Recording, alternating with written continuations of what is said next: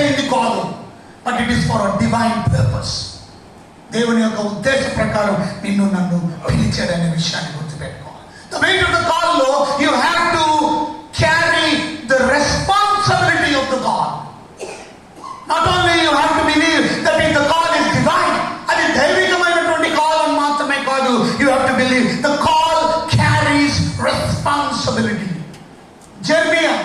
Jeremiah chapter 3 verse 15.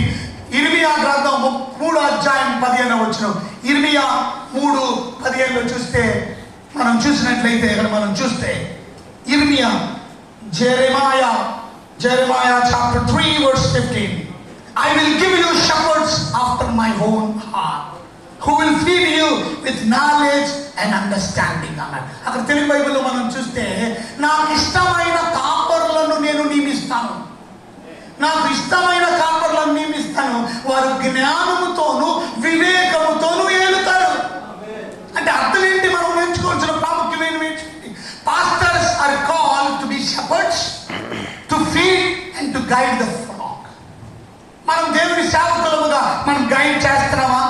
ఒక నాయకులుగా ఇవాళ చాలా మంది పాస్టర్స్ ఇక్కడ కూర్చున్నారు, చాలా మంది ఇవాంజలిస్టులు ఇక్కడ కూర్చున్నారు, చాలా మంది టీచర్స్ ఇక్కడ కూర్చున్నారు, చాలా మంది అపోస్తులు ఇక్కడ కూర్చొని ఉన్నారు, చాలా మంది ప్రవక్తలు ఇక్కడ కూర్చొని ఉన్నారు. కానీ ఒక సత్యాన్ని మీరు గుర్తుపెట్టుకోవాలా, రెస్పాన్సిబిలిటీ ఉందా? బైబిల్ చెప్తుంది నాకు ఇష్టమైన కాపరు అంటే అర్థం ఏంటో తెలుసా? అక్కడ రాస్తుంది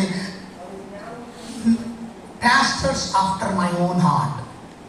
అంటే అర్థం ఏంటంటే ద షెపర్డ్స్ నా ఓన్ హార్ట్, నాకు ఇష్టమైన కాపరు నేను నియమిస్తాను, వారు జ్ఞానముతోను వివేకముతోను. ఎంతమంది మీరు దేవుని సంఘాన్ని ఎలా ఏలుతున్నారు? ఇందాక మనకి పాస్టర్ జేసన్ చెప్పాడు ఆ స్టీవర్షిప్ గురించి, ఆ